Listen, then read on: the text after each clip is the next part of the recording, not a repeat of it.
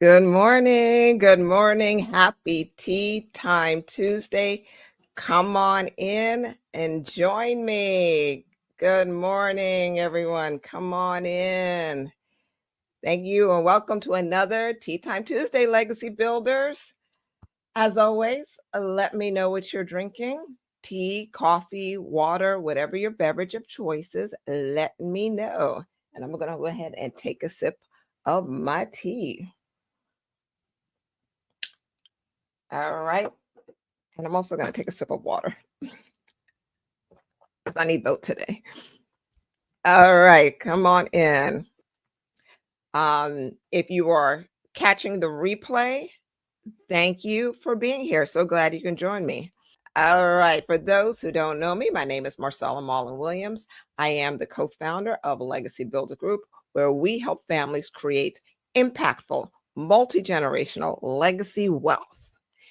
And we have another Tea Time Tuesday for you this morning. So let's begin the conversation today.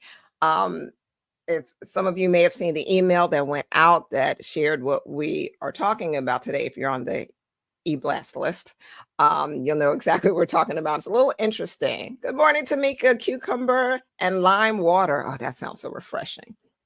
So my younger brother, Myron, and we like to send each other reels. I'm sure many of you have those family members or friends that you send each other those funny reels and just keep each other laughing throughout the day. We both love to laugh. So, we do that. And he often also likes to send me reels that make me realize that I've been living life completely wrong.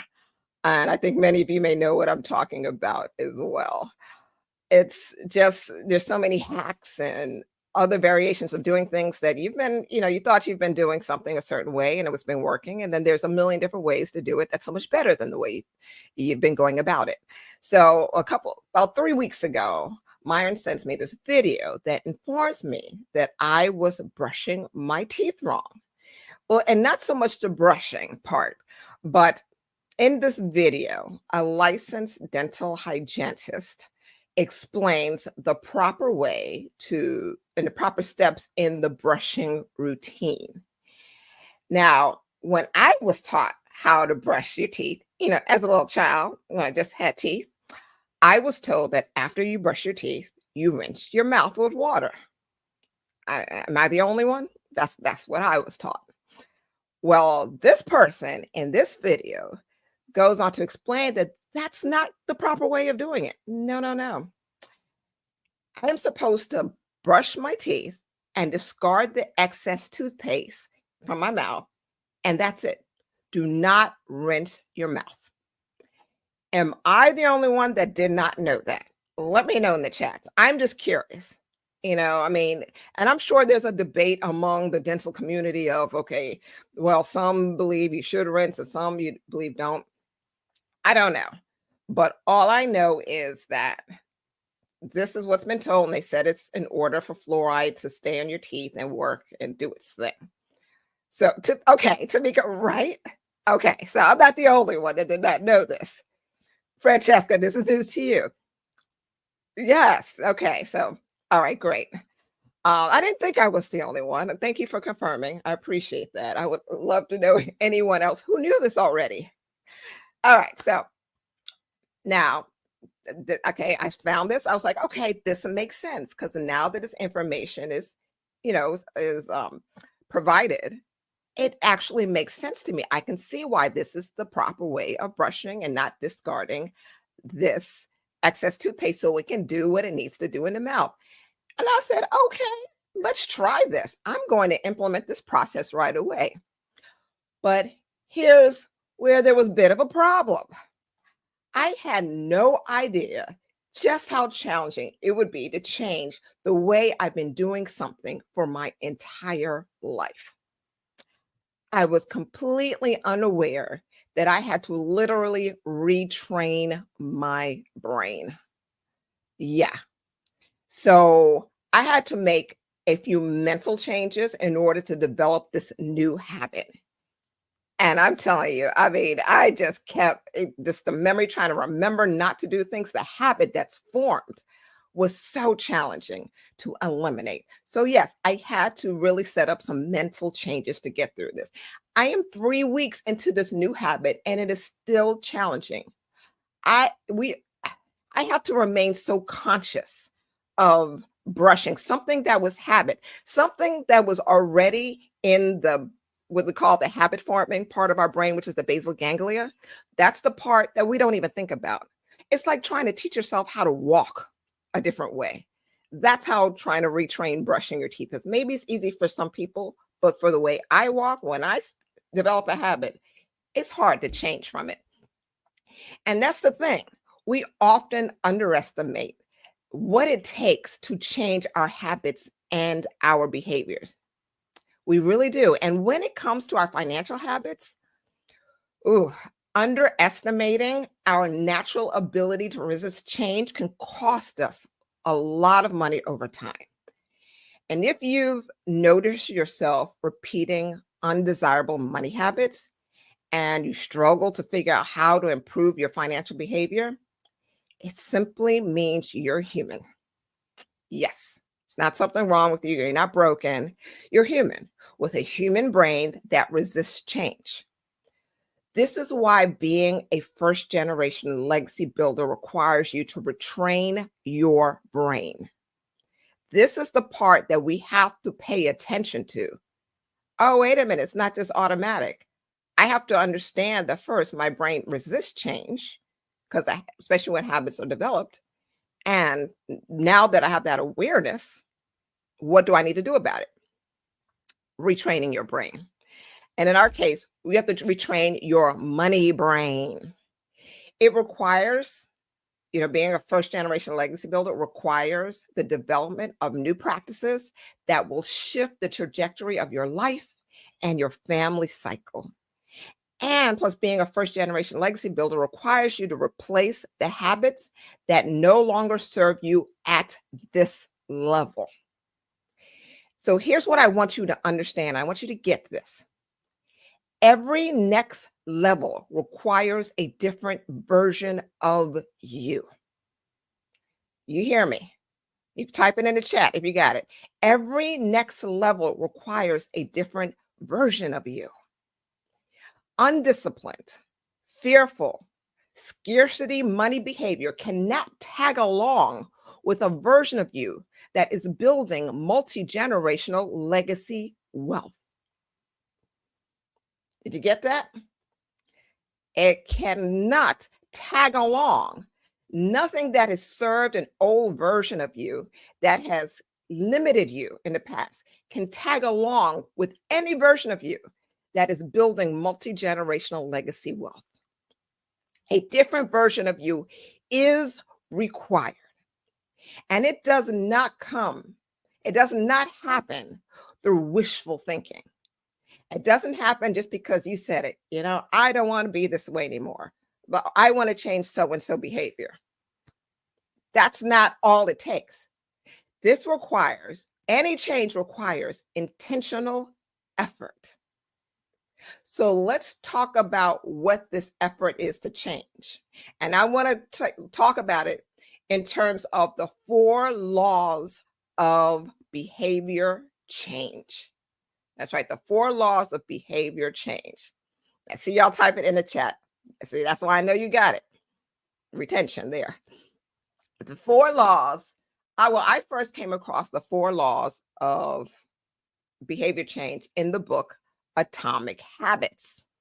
Atomic Habits has to be one of my top 10 favorite books of all time. And I pulled it off my shelf and behind me just to show you guys.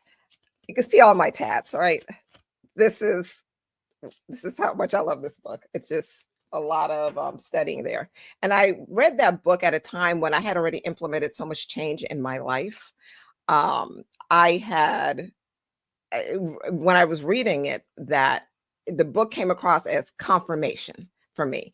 It instilled in me not what I was doing, but why I was doing what I was doing and how to keep it up. So I just really I read the book at a time when it really served me in the next level of the person I was becoming. So in the short amount of time, I want to just pull out of all the powerful nuggets in this book. I just want to introduce to some of you, if you've never read the book, the 4 laws of behavior change. If you have the book and never read it, go ahead and read it. I definitely recommend it. I'm sure I've recommended it before. So Atomic Habits. So let's look at what these 4 laws are. The laws are broken down. I'll just kind of list them all, and then we'll go through each of them. The first law is make it obvious. Second, make it attractive. Third, make it easy. Fourth, make it satisfying.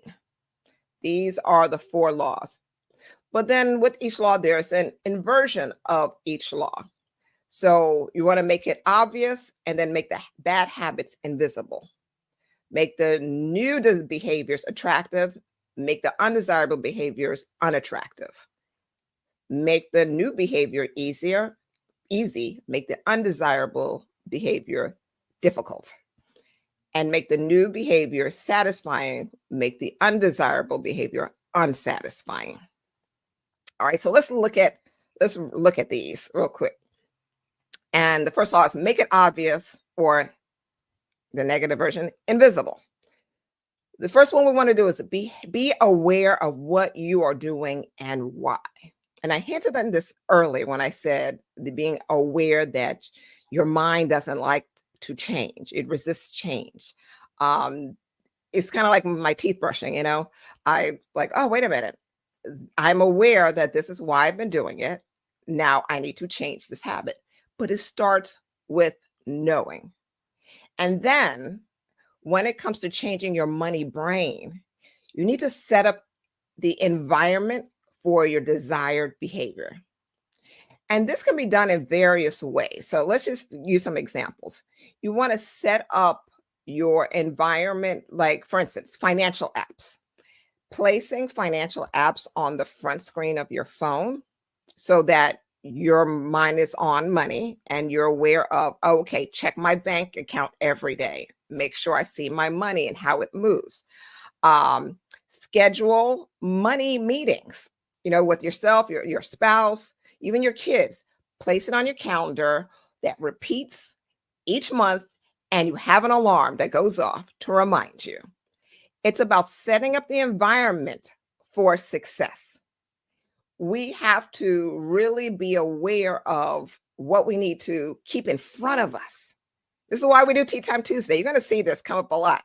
Tea Time Tuesday was intentionally created for awareness. It's for you to be aware. It's for you to make money obvious. Mark and I are here to help you make this money behavior as a legacy builder, building multi-generational legacy wealth obvious. So that's law 1. Make it obvious, and any negative behavior, make it invisible. Hide it, make it hard to find. We'll touch more on that. Law 2, make it attractive. Okay, so what in the book, they've talked about a concept called temptation bundling. So you want things to satisfy you. We are naturally drawn to immediate gratification and rewards. So you want to set up a type of reward system for yourself. And when you want to change your behavior. So for instance, when it comes to shifting your money brain, you want to set up a new habit, set up as, after I do what I need, I will do what I want. All right. So let's say, for instance, you want to set up, after I set up and fund my estate plan, because it's something I've been meaning to do and I keep putting it off, but I want to do it. So after I set up my estate plan and fund it, we're not going to leave that part out, fund your estate plan, I will take a trip, take a vacation, not the other, but don't allow yourself to plan the vacation before you do the plan. So before you set up the estate plan. So again, bundle what you need to do with what you want to do. And that will give you a positive reinforcement whenever it comes to any new money behavior or really, because I'm into fitness and finance. So any behavior that you want to change, whether it's in those areas, whatever area of your life, bundle it with what you need to do, with what you want to do. And also, when it comes to making it attractive, back to joining a culture where your desired behavior is the normal behavior. This right here is one of the key reasons Mark and I created the this community here and the family legacy experience, that we take our families through a 12-month program and create a culture where their desired behavior is the normal behavior. And any of you, and I know I have some of my Flex family in here, that is the key that we cannot take for granted. Yes, I see you, Charlotte, bundling. That's right, Daniel. I'm glad y'all are getting this. This is what you have to intentionally do. You're seeing the intentional actions. We're not wishing upon a star anymore. We're taking the steps to change our behavior, replace old habits with new ones. Law 3, make it easy. You do not want to make things difficult for yourself. You will not change. Let me tell you right now, you will not change any behavior that's difficult to change. It does not work that way. You have to make it easy for yourself. So prime your environment to make your habits easier. Make it easy. Prepare an environment that makes future actions easier. Automate your habits. Now, we live in a time where, come on, we have all this automation. All you have to do is automate your habits. I see you, Sharon. I know I'm talking to you, huh? We are living in a time where we have so much automation that can allow us to remember to do things. I have apps that set off alarms. I have hourly, daily, monthly, bi-monthly, but I mean, going all the way to annual, of things that I need to remember to do. So for instance, you want to make it easier for the things you want to do, and then you want to make it harder for undesirable behavior. So let's say you want to improve your cash flow system. Some people call it budget, but how it is, you just want to improve your relationship with money. Then you want to set up auto payments. Simple as that. Set up ways in which your money has a home and it goes to where it needs to go. That you put your money where it needs to be before you even notice, before you can grab it, before you can get a hold of it. Make your life easier. Make managing money easier using automation. Give your money an assignment and make it hard to access funds that you don't want to spend. Put it in a bank account or a high yield savings account that you can't just drive to, or you don't have a debit card for. You have to go out of your way to get that money. Transfer it and move it here and wait a couple days. Make it harder for you to access money that you want to intentionally use for greater purposes. All right. So that is law 3. That's make it easy. And then law 4 is make it satisfying, or the opposite, make it unsatisfying if it's a habit you want to break. So number 4, make it satisfying. Give yourself an immediate reward when you complete a habit. An immediate reward. So I talked about, taking the trip after estate planning. That is a way of reinforcing a behavior and making it attractive from a distance. But there are certain behaviors that you need to have an immediate reward for, because that's how our brain works. Giving yourself something that makes you satisfied. So for instance, if you're like me, I love check boxes. I want to just check. I like the task list. And when I check a box and something's done, I immediately get a rush. You get that rush, like, oh, the dopamine shoots off and like, yes, this feels good. That is actually an immediate reward. So something that you can put in position that makes you satisfied, that you got something, or your behavior shifted, you created a new habit, whatever that pattern is, create that reward. And then another way of making it satisfying or making it unsatisfying, if that's the thing that will help you. Get an accountability partner and actually use them. Let me tell you and let me remind you, I am an accountability partner. Mark is an accountability partner for our clients. We are here to support you in saying, hey, what do you want to accomplish? How do you want to accomplish it? Let us know. Keep us posted. This group, you can use this group as a platform for accountability. Your spouse, your kids, oh, your kids will really keep you accountable when you're trying to do things. They're great accountability partners. I know my kids are. All of these are forms of accountability. And make it, and if you're someone that just hates to, some of us just really hate failing, hate doing things wrong, that's something to work on, but use it for you. If you don't want to have to tell your accountability partner that you slipped up, then allow that to be a reinforcement for you, making it unsatisfying to move forward and to move forward with that negative habit. All right. So we covered those 4 laws: make it obvious, make it attractive, make it easy, and make it satisfying. And then inversion of the laws, which is the opposite to each one. So I really hope that you were able to get a lot out of it. Charlotte's spousing me for spending. Okay.